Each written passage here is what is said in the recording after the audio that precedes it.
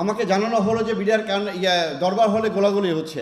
আমি সঙ্গে সঙ্গে আমার গাড়ি পাশেই ছিল, আমি গাড়িতে উঠে দ্রুত আমি ধানমন্ডি ক্যাম্পে চলে আসি, ধানমন্ডি ফিজিক্যাল ট্রেনিং ক্যাম্পে। সেখান থেকে আমি 7টা AK-47 ড্র করি, প্রায় 2000 রাউন্ড নিই, আমার সাথে আরও 7 জনকে সঙ্গে নিয়ে নিই। আমি 10টার ভিতরে পৌঁছে যাই 4 নম্বর গেটের কাছে, এখানে জাপান ফ্রেন্ডশিপ ঠিক হসপিটালের উল্টা দিকে আমি যে ওখানে অবস্থান নিই।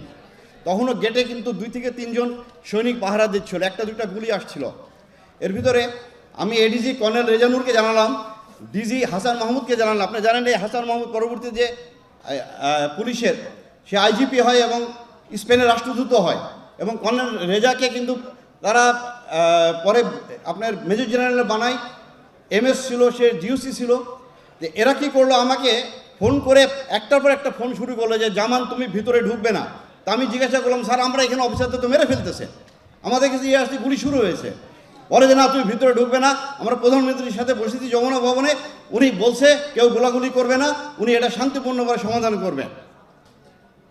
বিডিআর হত্যাকাণ্ড কোনো হত্যাকাণ্ড ছিল, এটা পরিকল্পিত একটি হত্যাকাণ্ড ছিল, যেখানে শেখ হাসিনা সরাসরি জড়িত, এবং তার নানক মির্জা আজম তাপস প্রত্যেককে।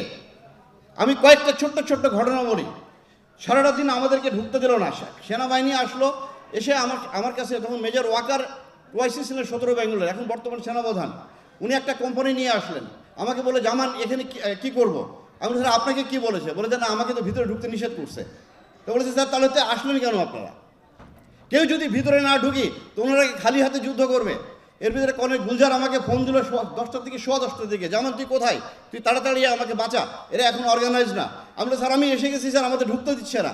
কর্নেল এমদাদ, আপনারা জানেন, one of the best commando of Bangladesh, 500 জাম করেছিলেন উনি, ওনার জানে ভয় করে কিছু ছিল না। এই কর্নেল এমদাদ আমার জামান তুই একটা প্লাটুন নিয়ে ভিতরে আয়। আমি শাউট করতেছি কর্নেল রেজার সাথে যে স্যার আপনি যমুনা ভবন রাখেন, আমাদেরকে ভিতরে ঢুকতে দেন। আমার 5 নম্বর গেটে মেজর আমিন আছে, আমি এখানে আছি, প্রায় 150 আমার সঙ্গে র্যাবের সদস্যরা আছে, প্রত্যেকে আমরা আর্মড আছি, ঢুকতে দেয় না।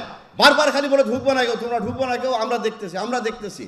এর ভিতরে আপনার আমার কোর্স মেজর হাসান ফোন করলো, দোস্ত তুই আয়, এরা আমাদেরকে মেরে ফেলবে। আমি বলছি আমি ঢুকতেছি, আমি একটু আগে যাই, গুলি আসে, আমি আবার ডানে যাই, বামে যাই, আমার সামনে দেখলে একটা ছোট্ট বাচ্চা মারা গেল। এরপরও আমরা ওখান থেকে ছুটে আসতে চাই না। সারাটা দিন আমাদের সাথে এভাবে খেললো।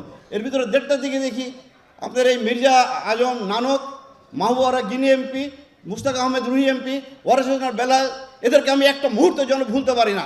আমার ইচ্ছে হচ্ছে গুলি করে হত্যা করি ওদেরকে।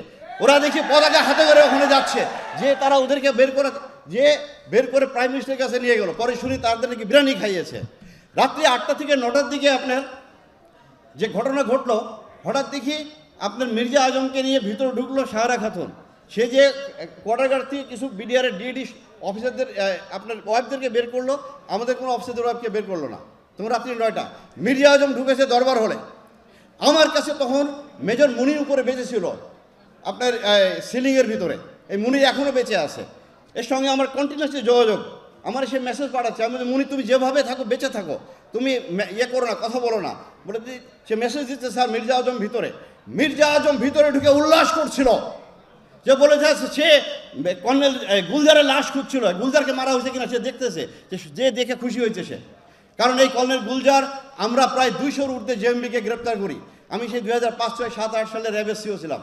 আমরা ওই শাহেক আব্দুর রহমান কর্নেল গুলজার গ্রেপ্তার করে, পরে সে ওখান থেকে বের হয়ে আসে। আমি যখন রাত্রি প্রায় 10টার দিকে যখন দ্বিতীয় দিন 26 তারিখে ভিতরে ঢোকার চেষ্টা করতেছিলাম, ঢুকতে দেয় না। এরপরে আমি নিরস্ত্র অবস্থায় আমি মেজর রাজন এবং আপনার মেজর ফয়সালকে নিয়ে তারপর জোর করে ভিতরে ঢুকে আমি যখন প্রথমে আমি চলে যাই, তখন রাত্রি বাজে 9টা, 26 তারিখ। ডিজির বাসায় যেয়ে ঢুকে দেখি রক্তাক্ত সব জায়গা, পিন ড্রপ সাইলেন্স। তো আমি ভিতরে দোতলায় ঢুকে যখন ডিজির বেডরুমে ঢুকতে গেলাম, আমার পায়ের সঙ্গে একটা লাশ লাগলো। আমি ধরে নিয়েছিলাম হয়তো ডিজির ওয়াইফ কেউ হবে, পরে দেখি এটা কর্নেল দেলোয়ার। তো এই যে আপনার পুরো জিনিসটা, পরের দিন যখন আমি ইন্টারোগেশন শুরু করলাম, এই 2-3 দিন পরে ইন্টারোগেশনে যে আমি সুবেদার তোরাব আলীকে ধরলাম। এই সুবেদার মেজর তোরাব আলী কে ছিল? লেদার লিটনের ভাইস শীর্ষ সন্ত্রাসী, আওয়ামী লীগের হাজারীবাগের নেতা। তোরাব আলীর মোবাইলে আমি প্রায় 42টা কল পেয়েছি, যেখানে সে ইন্ডিয়ার সাথে যোগাযোগ করতেছে। এই কলগুলো আমাদেরকে বের করতে দিল না। আমি কাজলকে ধরলাম, কাজলের মোবাইল কম্পিউটারে আমি পেয়েছি পুরো নকশা কিলিংয়ের। এই কাজল তোরাব আলী, আমি সিপাই হাবিবকে ধরে যখন ইন্টারভিউ করি, তার পকেটে আমি পেলাম তাপসের ভিজিটিং কার্ড। আমি তাকে জিজ্ঞাসা করলাম তাপস কি করতে আসতো, বলে স্যার উনি মাঝে মাঝে আমাদের ক্যান্টিনে আসতো। একজন এমপি কীভাবে ক্যান্টিনে আসে, কার অনুমতি আসতো?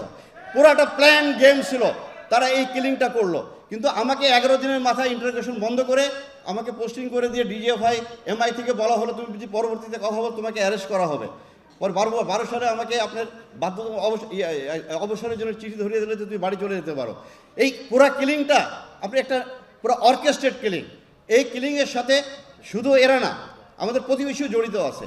আমি বিশ্বাস করি বর্তমান বিডিআর কমিশন এরা উদ্ধার করবে, না করলে আমাদেরকে করতে হবে ভবিষ্যতে, যদি আমাদেরকে রাষ্ট্র ক্ষমতায় যদি